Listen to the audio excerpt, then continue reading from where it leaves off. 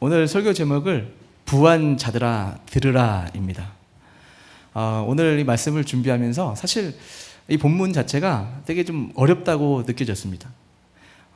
말씀을 준비하면서 사실 부한 자가 되고 싶어 했던 나 자신도 들여 보여지기도 하고, 말씀을 실제로 깊이 연구해 보니까 이 진짜 하나님을 믿게 되면 이 부한 자가 되지 말아야 되나? 여러 가지 성도들이 이 말씀을 어떻게 받아들이고 이해할까라는 생각들이 참 많이 들어서 이 말씀 패스해서 그냥 뒤쪽 본문 잡을까 이런 생각도 해볼 만큼 부한 자들아 들으라 이런 말씀이 조금 어렵게 느껴졌던 것도 사실이긴 했습니다.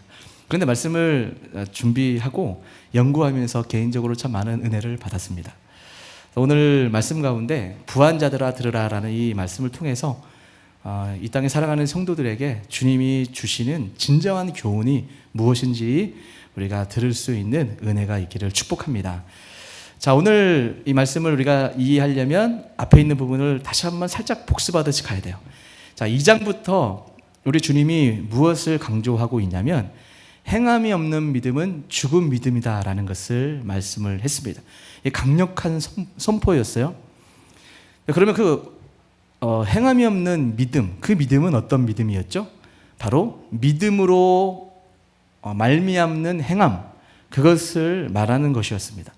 그것은 결국은 내가 아무런 자격이 없고 믿음을 발동할 수 없는 죄인이었는데 하나님께서 나를 구원하셔서 내가 하나님의 자녀가 됨으로 인한 그 감동, 감격, 성령의 역사하심으로 말미암아 반응하는 것, 이것이 믿음의 출발이었다라고 우리가 쭉 살펴보았습니다. 그래서 3장부터 4장까지 말씀은 진정한 행함, 그러니까 예수 믿음으로 살아간다고 하는 사람들의 행함은 어떤 모습으로 드러나야 되는가 할 때 말의 중요성에 대해서 살펴보았죠. 믿음의 사람, 은혜 받은 사람은 결국 말이 달라지게 돼 있다. 아직도 말이 달라지지 못하고 있다고 하는 것은 아직도 은혜 받은 사람이 아닐 수 있다. 그런 모습은 적절치 않다라는 것을 강하게 하나님께서 말씀을 하셨고, 또 하나가 믿음으로 은혜 받은 사람이라면 세상 정욕을 추구할 수 없다. 그러니까 이것을 세상에 벗대어 살아가는 삶임을 주님이 강조했습니다. 그리고 비방하는 것도 있을 수가 없고, 우리 지난주에는 예수 믿고 은혜 받은 사람이 어떻게 허탄한 자랑을 일삼으며 살아갈 수가 있겠느냐. 너희들은 잠시 있다 없어지는 안개와 같은 존재인데 내가 이후에는 내가 이런 사업도 하고 이렇게 성취를 해서 마치 자랑을 할 것 같은 이런 사람으로 살아가는 모습이 적절치 않다라고 경계해야 된다라고 주님이 강조하셨습니다. 그러므로 살아있는 믿음이 무엇인지를 쭉 열거하면서 한 포인트 한 포인트를 강조하고 있는데, 자, 오늘 말씀도 그런 맥락에서 우리 하나님이 정말 우리 인간을 너무나 잘 아세요. 우리가 추구하고 있는 것이 자연스럽게 부이거든요. 그죠? 그 부의 기준이 사람마다 다를 수는 있어요. 근데 이 부라고 하는 것은 다른 말로 하면 돈이라고 말할 수 있고, 내일 일을 살아갈 때 나에게 안정감을 줄 수가 있고 나에게 좀 안심이 될 수 있는 그 정도 어떤 미래에 대해 힘이다 생각할 수 있는 것이 부이겠죠. 지금 이 세상은 돈으로 안 되는 게 없다라고 말하지 않습니까? 진짜 돈만 있으면 요새는 투표를 해봐도 힘이 있고 돈이 있으면 사람들을 많이 살 수가 있는 것 같아요. 그래서 금권 선거 금해야 된다라고 하는 얘기가 나올 만큼 돈이 있으면 어느 정도 권력에도 영향을 미칠 수 있는 것이 이 돈의 강력한 위력입니다. 그렇죠. 그래서 돈으로 말미암은 권력을 찾으려고 하기도 하고, 또 우리가 서로 알잖아요. 우리 정도 수준 되면 권력을 갖는 사람은 권력을 갖고 난 이후에 부와 명예를 얻고 싶은 인간적인 욕망이 부글부글 끓고 있습니다. 결국 부에 대한 욕망이 사람에게는 있다라는 거죠. 그래서 우리 주님께서 이 땅에 오셨을 때 하나님과 돈을 겸하여 섬길 수 없다라고 하시는 그 말씀에는 그만큼 돈의 위력이, 만몬이라고 얘기하죠. 돈의 위력이 하나님 자리를 대체할 수 있다라는 것을 주님이 너무나 잘 알았던 거죠. 그래서 하나님과 돈을 겸하여 섬길 수 없다. 그러니까 돈을 섬기든지 하나님을 섬겨야 될 것이다. 그렇게 되게 돼 있다라는 것을 강조했던 말씀이 그 부에 대한 이야기다라고 볼 수가 있습니다. 그런데 우리가 이 말씀을 볼 때 단순하게 부자들이 재물이 많이 있다라는 그 자체를 우리 성경은 비난하지 않습니다. 하나님을 잘 섬기고 또 태어나면서부터 부를 가지고 태어난 사람이 있어요. 내가 어저께 아내랑 어디 갔다가 하면서 이 부에 대한 얘기를 하다가 태어날 때부터 저 사우디아라비아의 왕자로 태어난 거 어떻게 할 거야? 뭐 자연스럽게 태어날 때 부를 가지고 태어났는데 그렇잖아요. 뭐 그렇다고 뭐 갑자기 나는 부를 버리고 속세로 떠나서 산으로 가겠습니다. 이것도 적절치는 않아요. 사람마다 가난하게 이제 비교적 어렵게 태어난 사람이 있고 태어난 사람마다 비교적 또 여유 있게 태어난 사람도 있어요. 그런 것을 하나님은 비난하는 것이 아니라 부를 축적하는 그 동기, 내가 가지고 있는 그 어떤 재물이라고 하는 거, 부라고 여기는 것을 어떻게 이해하고 어떻게 소유를 해야 되고 어떻게 그것을 모아가는 그 자세에 대해서 주님은 강조하고 있다라는 거예요. 왜냐하면 오늘 본문 말씀 1절 3절이 굉장히 중요해요. 제가 읽어드릴게요.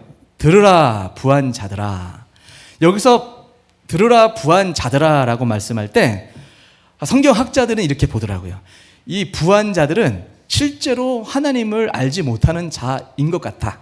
그러니까 교회를 다니면서 부한 자들이기보다 정말 하나님을 만나지 못했고 하나님을 만난 줄 알고 스스로는 신앙생활을 하는데 실제로는 하나님을 모르는 그렇게 부유함 가운데 놓여 있는 그 사람을 주님이 책망하듯이 아니 앞으로 있게 될 심판에 대해서 명령하듯이 하는 말씀이 들으라 부한 자들아 너희에게 임할 고생으로 말미암아 울고 통곡하라.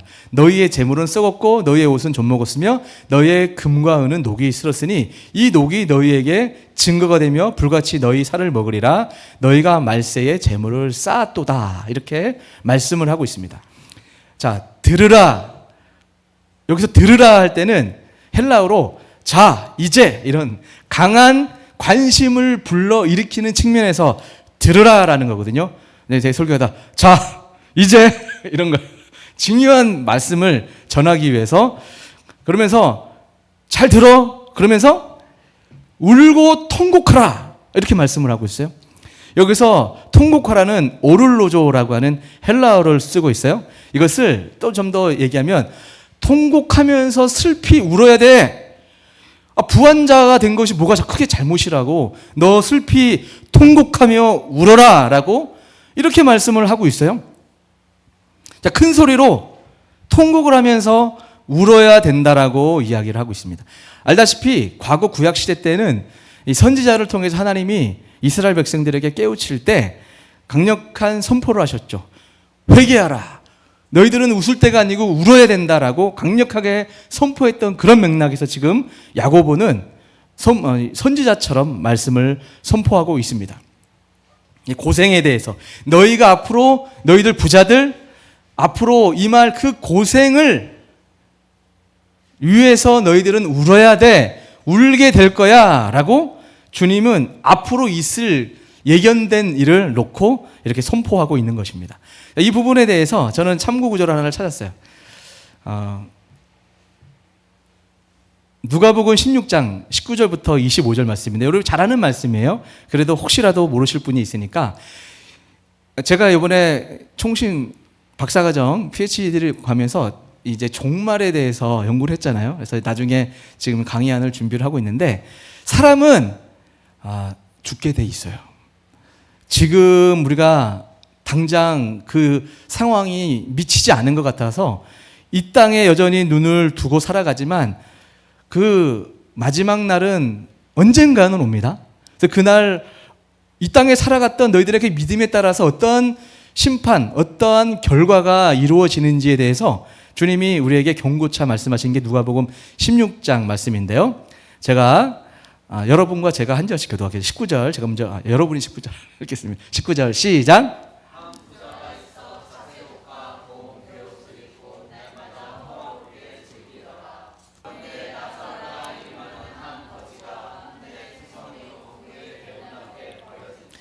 그 부자의 상에서 떨어지는 것으로 배불리려 하며 심지어 개들이 와서 그 헌대를 할더라. 그 거지는.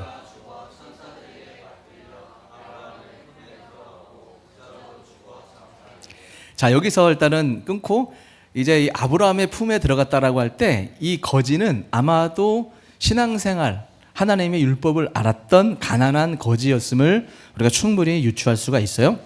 자, 그러면서 23절에 그가 음부에서 고통 중에 눈을 들어 멀리 아브라함과 그의 품에 있는 나사로를 보고 24절 시작.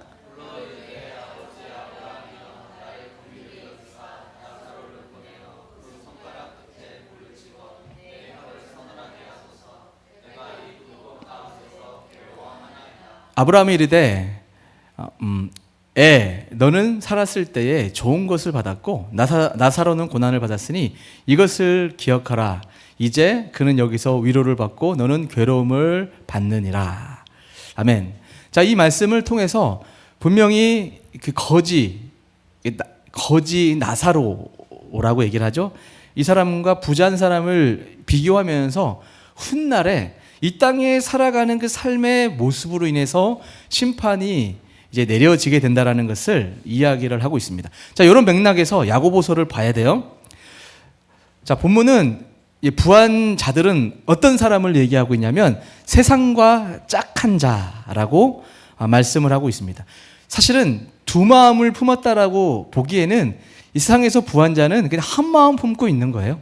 세상에서 부한 자가 되고 싶었고 잘 살고 싶었던 그런 목적, 막연한 세상 사람처럼 살아가고자 삶이 작동되고 있는 사람, 이런 사람을 부한 자, 세상과 짝한 자라고 지금 이해할 수가 있습니다. 이런 사람은 세속적이기 때문에 불의한 일에 어떤 양심의 갈등도 하나님을 두려워하는 그 어떤 것이 없음을 아까 읽었던 야고보서 5장 본문을 통해 알 수가 있어요. 더 나아가서 그 노동자들의 돈을 착취하고 그들의 그 이윤을 뺏어오는 것을 볼 수가 있죠. 그러니까 그들이 통곡하고 그들이 막 울고 부르짖는 그 음성을 하나님이 듣는다라고 이야기를 하는 것을 보았을 때 여기 부한 자는 세상에서 돈을 건강하게 아름답게 선하게 벌었다기보다 착취하고 다른 사람들을 이용해서 악용해서 자기의 이익만을 추구했던 그런 세상 부한 자들임을 볼 수가 있습니다. 자, 이런 사람들이 세상에 너무나 많이 있죠. 근데 지금 오늘 본문을 말씀 통해서 우리 주님이 우리에게 주시고자 하는 경고는 뭘까요? 야, 그런 사람 되면 안 돼 라는 그런 그 부분을 책망하기보다 이 땅을 살아가는 교인들, 야고보서를 받아보고 있는 그 12지파에게 나누어 보낸 편지이기 때문에 다 하나님을 믿는 사람, 특별히 예수님을 믿는 사람이겠죠. 그 사람들에게 이 본문을 통해서 우리에게 경고하고자 하는 것은 뭐냐면, 자, 세속적인 부, 하나님을 잊은 그 부를 축적한 사람들의 특징이 있는데 그들은 종말 심판에 대해서 무시하는 경향이 있고 또 하나 가난한 이웃을 잊는다고 하는 특징을 갖고 있다는 것을 우리에게 말씀하고 있는 거예요. 자, 종말의 심판을 잊고 살기 때문에 당연히 이 땅에 잘 먹고 잘 살아보자, 좀 가능한 한 더 부를 추구하고 권세 있는 사람이 되어보자라는 그런 목적으로 살아갔다라는 거죠.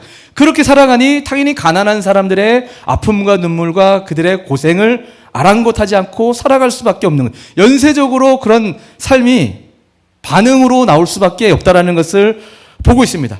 그런데 우리 주님은 그런 부한 자들에게 너희들 지금 웃고 있지만 울어야 된다라는 말씀을 하고 있습니다. 들으라, 너희들 통곡해야 돼 라고 말씀을 하고 있는 것입니다. 그런 의미에서 지혜란 종말에 무슨 일이 일어날지를 미리 알고 오늘을 살아가는 삶의 태도, 그 선택을 말할 때 그거를 지혜 있는 사람이다라고 말씀을 합니다. 여러분, 잠언 29장 18절을 보면 이런 말씀이 있습니다. 같이 읽어볼까요? 시작. 묵시가 없으면 백성이 방자에 행하거니와 율법을 지키는 자는 복이 있느니라. 아멘. 여러분, 이 말씀 옛날에 그 비전의 사람 이런 책 읽을 때 많이 봤던 말씀이죠. 대표 구절이에요. 한때 한 15년, 20년 전에 이 청년부에서 가장 핫한 키 이슈가 있다면 비전의 사람. 목사님은 비전이 뭐예요? 이렇게 형제님은 비전이 뭐예요? 할 때 그 비전이라는 그 키워드로 우리가 참 은혜 받고 생각했었던 부분인데, 저도 그때 청년의 시기를 지나왔던 사람으로 이 말씀은 거의 달달 외우는 말씀이고, 정말 오랜만에 이 말씀을 인용 구절로 꺼내는 것 같아요. 오늘 설교 준비하면서 딱 이 말씀이 떠올랐습니다. 여러분, 여기서 묵시가 뭐냐면 하나님의 말씀을 말하는 거예요. 이거를 비전이라고도 말할 수 있죠. 여러분, 말씀이 뭐죠? 하나님의 말씀은 계시적 측면이 있단 말이에요. 그러니까 여기서 성경 말씀은 계시한다라고 하는 그 개념은 쉽게 말하면 이런 거예요. 이 강대상에 커튼으로 가려져 있는데, 커튼을 싹 끄집어내면 뭐가 실체가 보이겠죠. 이것을 디스클로저 하니까 하나님의 말씀이 계시되었다, 밝히 보여졌다, 밝히 드러났다. 이게 계시예요. 성경 전체는 그런 의미에서 예수님을 이렇게 계시하여 누구한테 설득하지 않아요. 하나님의 말씀, 예수님이 길이다 라는 그 말씀이 이전에는 숨겨져 있듯이 은근히만 보여줬다면, 예수님이 오셔서 커튼을 들춰내듯 하나님의 말씀, 길이요 진리요 생명 되신 예수의 길을 선언하는 게 우리가 믿고 있는 하나님의 말씀이죠. 자, 묵시가 없으니까, 계시를 모르니까 이 땅에 그냥 세상에서 어떻게 잘 먹고 잘 살고 시집가고 장가가고 자기 인생의 목적에 그렇게 살았던 거예요. 그런데 하나님의 비전, 하나님의 말씀이 내 가슴 가운데 심겨졌잖아요. 우리 1장부터 계속 살펴보고 있는 거, 하나님의 말씀이 위로부터 선물처럼 자격 없는 우리에게 은혜로 다가왔어요. 그래서 주님, 나 같은 죄인을 만나주셔서 내가 죄인임을 깨닫게 하셔서 감사합니다. 주님 뜻대로 살고 싶어요 라고 하는 그 선한 믿음에서부터 시작되어서 우리가 여기까지 왔단 말이에요. 그러면서 점차 하나님의 뜻대로 살아간다는 것이 무엇이지? 언젠가 인생의 끝이 있어. 종말이 있지. 지금 이 땅에서 인생을 온통 끝낼 것이 살아가는 것은 지혜롭지 않은 거야 라고 하는 그 말씀이, 묵시가 없으면 백성이 당연히 방자에 행하는 거죠. 비전을 모를 때는 이 땅에 살아가는 삶이 목적인 줄 살았는데, 그 부를 추구하듯이 살았는데, 하나님을 알고 나 보니까 그게 끝이 아니구나. 말씀의 끝에 심판이 있고 종말이 있구나. 하나님이 평가하는 그 순간이 있구나 라는 것을 알고 나니까 율법을 지키는 자는 복이 있느니라. 여기서 율법은 그냥 우리 쉽게 말하는 모세오경을 말하는 이런 율법을 의미한다기보다 하나님의 말씀, 우리에게 지금 전달되고 그 하나님의 말씀을 지켜 행하는 자가 진짜 믿음 있는 사람, 지혜자라는 것을 우리에게 말씀하고 있습니다. 사랑하는 성도 여러분, 오늘 그 하나님의 이 계시가, 이 묵시가 여러분과 나 각자에게 임하는 은혜가 있기를 축복합니다. 그 계시가 임해야 돼요. 그래야 내가 지금 이 땅에 이 모든 것이 여기서 결판나는 것이 아니라 오늘을 살아냈던 그 삶으로 하나님 만날 때 하나님이 잘했다, 사랑하는 내 아들 딸아, 작은 일에 충성했던 그 모습이 내가 다 기억했다 라고 칭찬과 영광을 받는 그런 성도님들이 다 되어야 되지 않겠습니까? 그래서 지혜라는 것은 종말의 심판을 염두에 두고 오늘을 사는 자세, 이것이 지혜자 된다라는 것을 우리에게 말씀을 하고 있습니다. 그러면 부자들이 왜 그러면 그것이 불가능할까요? 자, 여기서 말하는 이 부자들은 그런 믿음이 없어요. 그런 믿음이 없기 때문에 종말을 생각할 마음의 여유도 없고, 설령 그 말씀을 스쳐 들었다 할지라도 내 마음 속에, 또 내 생각 속에 하나님 두기를 싫어해요. 로마서 1장을 보게 되면 타락한 죄인들의 특징이 하나님을 마음속에 두기를 싫어한다라고 얘기를 하죠. 왜? 하나님 말씀이 들어오면 싫잖아. 세상적으로 내가 즐기고 행복하게 살아갈 여러 가지 이유가 많은데, 하나님 말씀이 불편해서 싫어할 수도 있고, 몰라서 방자에 행할 수도 있고, 그래서 하나님을 생각하지 않습니다. 그리고 교만이 뭐라고 말씀했죠? 교만은 내 인생의 운전대를 내가 지고 운전하면서 가겠다고 하는 것이 교만이에요.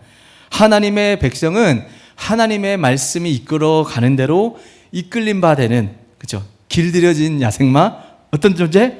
온유한 사람은 하나님의 말씀이 이끌리는 대로 가는 자가 그게 지혜자이고 결국은 그런 사람이 하나님의 은혜를 입은 자인데 내가 내 운전대에 내 인생이라는 운전대에 내 핸들 잡고 이쪽 채고 저쪽 쳐서 방향대로 끌고 가겠다고 하는 것이 교만입니다. 그래서 하나님께서 지난주 말씀에서도 하나님은 교만한 자를 물리치시지만 겸손한 자에게 은혜를 주신다라고 하는 것은 내 인생의 주인은 주님이십니다. 내게 지금 놓여져 있는 그 모든 상황 가운데 하나님 어떻게 할까요? 어떻게 인도하시겠습니까? 라고 하루하루를 그렇게 기도하듯이 맡기며 살아가는 자를 하나님은 지혜자, 겸손한 자, 하나님의 은혜를 입을 자라고 우리에게 말씀을 하고 있습니다. 그런데 자, 우리 교회론적으로 한번 가봅시다. 지금도 수많은 교회와 성도가 부러워하는 것이 무엇인지 아십니까? 오늘날의 교회는 과연 무엇을 부러워하며 살까요? 우리가 교회를 다니고 예수님을 믿는다고는 하지만 예수를 믿어서 나 어떻게 되고 싶은 거죠? 주님 믿고 하나님 잘 섬겼더니 자식이 잘 되네. 사업했더니 왜 이렇게 다른 안 믿는 사람들은 잘 안 되는데 나는 왜 이렇게 잘 되지? 라는 식의 마음을 은근히 내 마음 가운데 틀어놓고 있는 거죠. 말은 하나님의 영광을 일한다고 위해서 일한다고 하지만 하나님을 내 인생에 초대해서 나의 성공의 목표로 하나님을 등판시키듯이 우리 신앙생활을 하는 성도가 사실은 너무나 많이 있다라는 겁니다.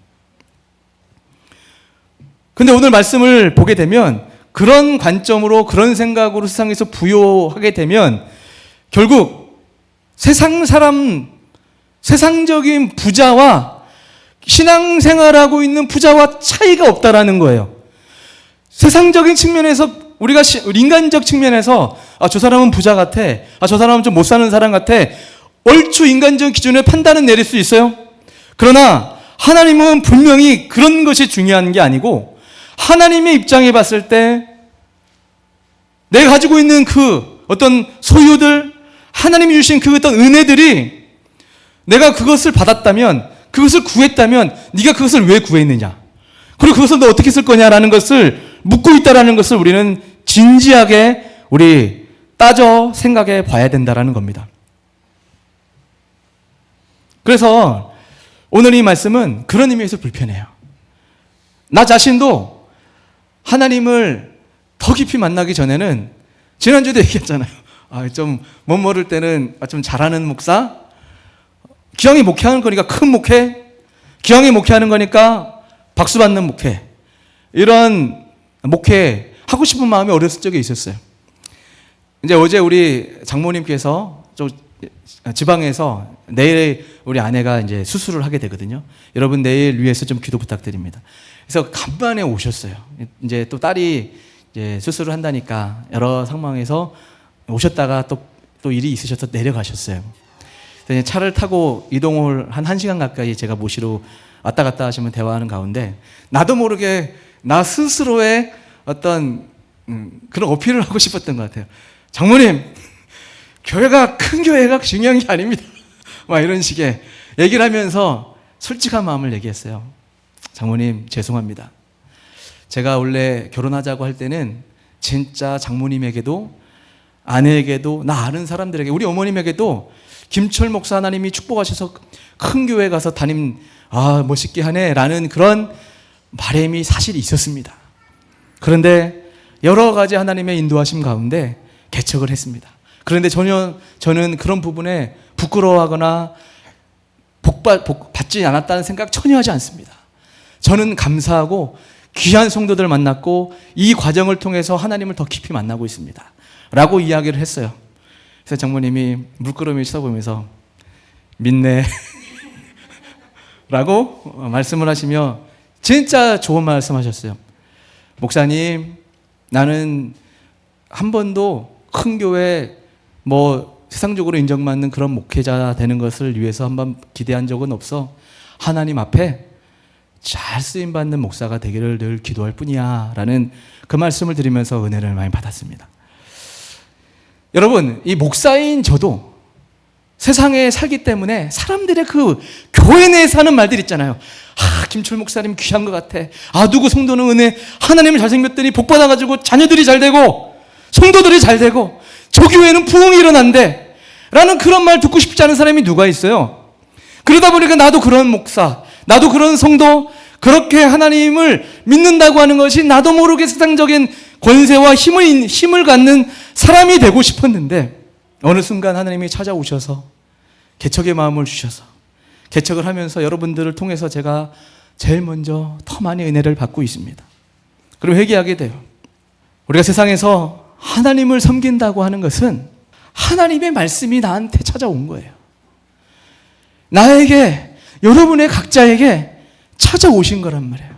그래서 그 하나님의 말씀에 우리는 아멘으로 심겨진 말씀에 반응하는 것이 모든 겸손함으로, 또 세상 사람들이 뭐라고 얘기해도 격동하지 않은 마음, 하나님 앞에서 낮은 자세로 위로부터 내려오는 그 하나님의 말씀의 은혜를 받아 세상을 살면서 섬기는 것. 세상의 부한 자들은 자기의 목적과 자기의 부와 자기의 명예와 자기의 영광을 위해 살아간다면, 하나님을 만난 하나님의 자녀들은 돌아봐라, 다 하나님 믿는다고 하지만 고생하며 슬퍼하며 눈물을 흘리고 있는 사람들이 너무나 많이 있다. 이런 사람들을 좀 섬겨주면 안 되겠니? 라는 마음으로 아파하고 있는 그 삶, 그 사람을 관심을 갖고 살아가는 그 성도가 되어달라고 주님이 우리를 부르시고 있는 거예요. 여러분, 하늘에 상을 쌓는다라고 하는 것이 무엇입니까? 그것은 큰 의미에서는 하나님을 사랑하고 하나님의 영광을 위해 살아간다고 하는 것이지만, 조금 더 구체적인 얘기를 한다면 가난한 사람들을 불쌍히 여기고 긍휼히 여기는 그 마음으로 살아가는 그 모습, 그 믿음이 진짜 긍휼, 하나님이 받으시는 예배다라고 우리에게 말씀을 하고 있습니다. 그러므로 여러분, 오늘 저로부터 하나님 왜 나에게 이런 재물을 주시지 않는 겁니까? 라고 기도하기 전에, 왜 하나님 나에게 이런 큰 목회를 하라고 허락하지 않으십니까? 하기 전에, 너 왜 그거 구하냐? 그렇게 받아서 뭐 하려고? 라고 질문하시는 하나님 앞에 여러분 정말 믿음으로 반응할 수 있기를 바랍니다. 수많은 사람들이 그 많은 것을 구해서 떵떵거리듯이 부를 추구, 여러분 이루었다 칩시다. 그 받은 부로 인해서 오늘 하나님이 1절 말씀하시듯이 부한 자들아 들으라, 통곡해라. 네가 구했던 그 부, 네가 가지고 싶었던 그 능력, 네가 가지고 있었던 그 권세로 말미암아 더 울게 될 일이 많다, 더 큰 심판을 받게 될 것이다 라고 우리에게 경고하고 있는 거예요. 그렇다면 정말 우리 현실적으로 생각해 보자고요. 여러분, 막연하게 많은 부를 갖고 다른 사람들 봤을 때 인정받고 박수를 받는 그 부유나 권세를 가진 것이 결코 복이 아닐 수 있다란 말이에요. 적게 가지나 많이 가지나 하나님이 나에게 어떤 것을 주셨는가, 얼만큼을 주셨는가를 보고 이것을 가지고 내가 어떻게 하나님 앞에 돌려드릴 수 있을까에 그런 믿음으로 하나님을 바라보는 것, 그것이 진짜 하나님이 받으시는 청지기적 믿음일 줄 믿습니다. 여러분, 우리 달란트 비유 아시죠? 5달란트, 3달란트, 1달란트, 뭐 어떤 건 10골, 5골, 이런 하나님이 그 주인이 임의대로 나누어 주셨어요. 여러분, 달란트, 이게 뭐예요? 보통 오해하는 사람들은 이 은사 능력 뭐 이래서 이렇게 얘기하지만, 쉽게 정리하자면 하나님은 사람의 형편에 맞게 창조주가 어떤 사람에게는 10달란트, 5달란트 정도 맡겨서 그걸 가지고 열심으로 하나님을 사랑하는 마음으로 장사하고 사역하기를 바라셨어요. 자, 5달란트, 3달란트, 1달란트든 하나님이 하나님 보시기에 어떤 사람에게는 10평집에 살 수 있는 은혜를, 어떤 사람에게는 30평, 어떤 사람은 100평 살 수 있는 사회적인 어떤 힘을 주셨단 말이에요. 자, 100평 살았던 사람은 100평 주셨으니까 하는 감사하네. 저 사람은 10평밖에 안 사는데 감사하니까 더 열심히 해야겠. 이런 거 아니에요. 10평 받았다 할지라도 10평 받았지만 이게 어디냐? 하나님이 나를 부르신 은혜에 감사해서 열심히 가지고 주님 앞에 충성하고 사랑하고 하나님 앞 믿음으로 반응하겠습니다. 이것을 주님이 원하셨던, 우리의 충성을 원하셨던 거거든요.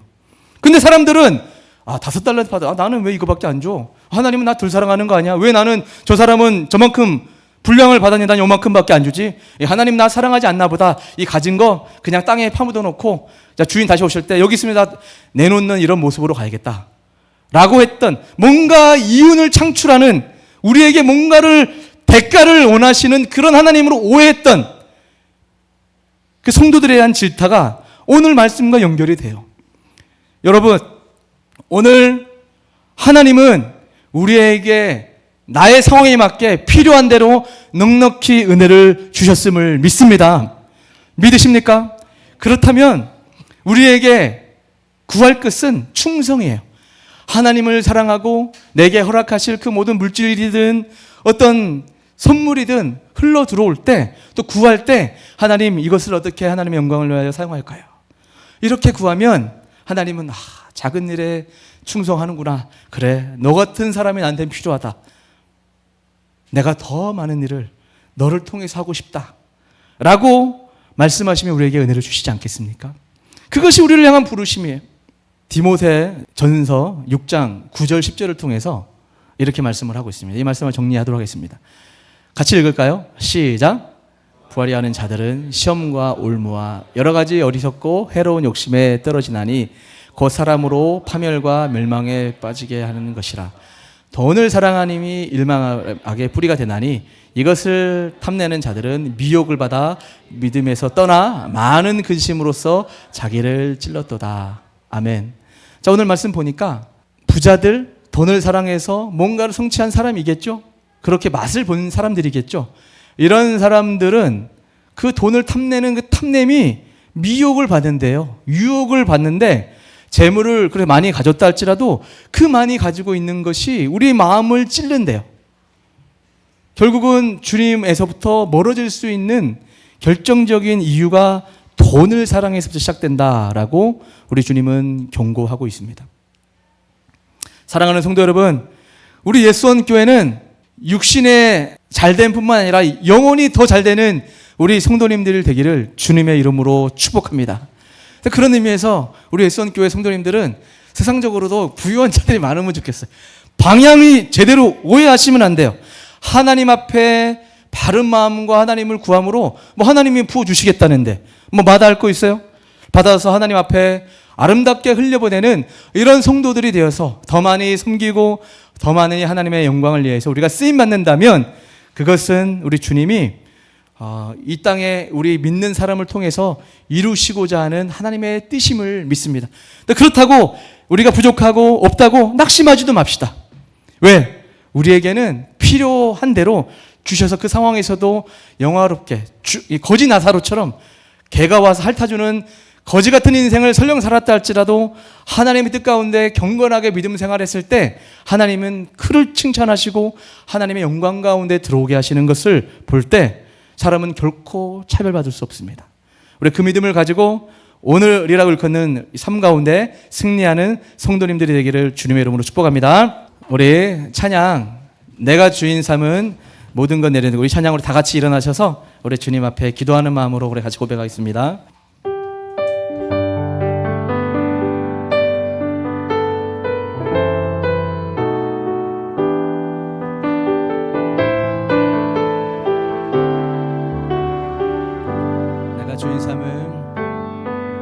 내가 주인 삼은 모든 것 내려놓고 내 주 되신 주 앞에 나가 내가 사랑했던 모든 것 내려놓고 주님만 사랑해.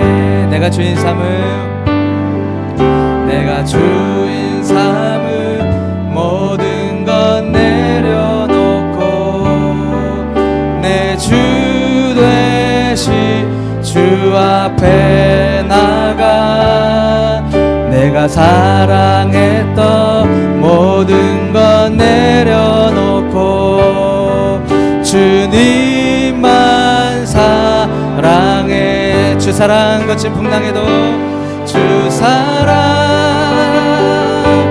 거친 풍랑에도 깊은 바다처럼 사랑 내 영혼의 반석 그 사랑 위에서 주 사랑 거친 풍랑에도 주 사랑 거친 풍랑에도 깊은 바다처럼 나를 잠잠케 해 주 사랑 내 영혼의 반석 그 사랑 위에 서리. 우리 말씀 생각하면서 우리 같이 한번 기도할까요? 여러분, 그렇습니다. 우리가 믿음대로 하나님을 뜻대로 살아가는 데 있어서 잘못된 동기는 참 많이 있습니다.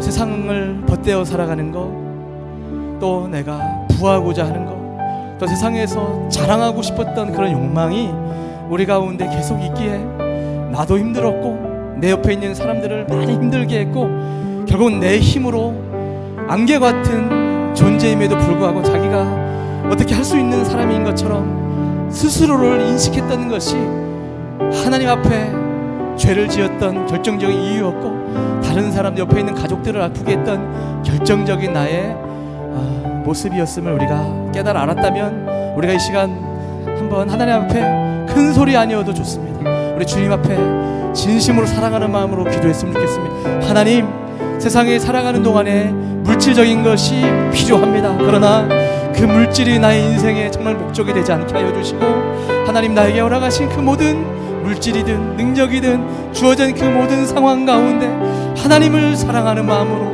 주변에 있는 사람들을 섬기고 사랑하는 믿음대로 살게 하여 주시옵소서. 우리 예수원 교회가 그렇게 되게 도와주시고 나 자신을 그렇게 믿음에 부유한 자 되게 도와주시옵소서. 하나님, 겸손하게 영적으로 회심한 자답게 살아내는 개인과 성도 될 수 있게 달라고 우리 이 제목들 가지고 우리 주여 한번 부르고 기도하겠습니다. 주여,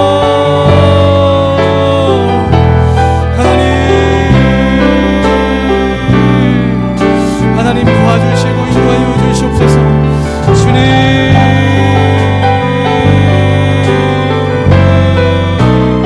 하나님, 주님 앞에 아버지 믿음으로 아버지 서 있기를 소망합니다.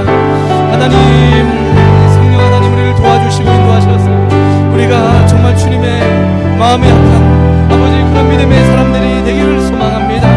아버지, 우리가 세상에서 부유한 자, 세상에서 능력 있는 자가 되기 원하기에 하나님, 우리가 많은 사람들을 아프게 하고 나 자신도 이룰 수 없는 아버지 세상의 자랑거리, 아버지 그것이 나의 인생의 행복을 줄 줄 알고 아버지 헛된 것을 추구했던 우리들의 인생이 너무나 많이 있었음을 고백합니다. 우리가 아버지 하나님 말씀 앞에 참된 성도가 어떤 모습인지 아버지 세상에 추구하고 남루한 사람들, 아버지 정말 하루를 먹고 사기도 힘들어 아버지 아파하고 있는 사람들도 많이 있는데 그들을 우리가 불쌍히 여기며 아버지 나에게 허락하신 그 은혜를 감사하며 그렇게 주님의 뜻 가운데 살아내는 우리 성도들이 될 수 있도록 축복하시고 인도하여 주옵소서. 주님, 주님을 더 많이 사랑하게 도와주시고 주님의 뜻 가운데 우리가 살아내는 성도들이 되기를 소망합니다. 주님 도와주시옵소서.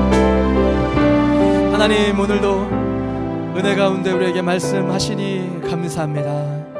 세상에 하나님 부족하고 보잘것없는 사람이었지만 하나님 아버지를 우리 영적인 주인이요 우리 영혼의 아버지로 부르며 모실 수 있는 놀라운 권세와 축복을 주신 것을 감사합니다. 하나님, 이 사실 하나님이 나를 부르셨고 하나님이 필요에 따라 하나님께서 이렇게 살게 하신 것이 주님의 특별한 섭리 가운데 있다라는 것이 믿겨진다면 이것이 가장 큰 복이고 여기에서부터 열매가 시작될 줄 믿습니다. 헛한 것에 우리 마음을 두지 않게 도와주시고 하나님, 세상 사람들이 아버지 좋아 보이는 것을 막연히 추구하며 아버지 상대적 박탈감에 낭망하는 삶을 살고 있었다면 하나님, 오늘 주신 말씀이 나에게 주신 말씀임을 우리가 기억하며 부한자들에게 임할 그 고생들, 아버지, 부한자들이 갖고 있는 안타까운 눈물도 많이 있습니다. 아버지, 그런 모습들도 생각하며 내게 주신 것에 감사하며 주신 것을 감사할 뿐만 아니라 하나님 뜻 가운데 우리가 온전히 드려지고 쓰임받기를 소망하오니, 그렇게 저희들에게 하늘의 은혜와 아버지 상적인 또 은혜를 부어주셔서 부족하지 않게 하시고, 또 그렇다고 너무 많이도 필요 없이 필요한 대로 하나님의 영광 올려드릴 수 있는 그런 청지기적 삶을 살 수 있는 능력대로 허락하셔서 우리가 이렇게 쓰임받을 수 있도록 축복하여 주시옵소서. 감사드리며 예수님의 이름으로 기도하옵나이다. 아멘. 기도하겠습니다. 지금은 우리 주 예수 그리스도의 은혜와 하나님의 크신 사랑하심과 성령님의 위로 교통감화 충만하신 은혜가 하나님 앞에 영적으로 부한자가 되기를 소망하여 믿음으로 살기를 다짐하는 우리 사랑하는 성도들 머리 위에, 또 가족들의 여러 가지 눈물과 기도 제목 이외, 이들의 애환 위에, 이들의 인생 위에 지금부터 영원까지 함께 계실지어다. 아멘.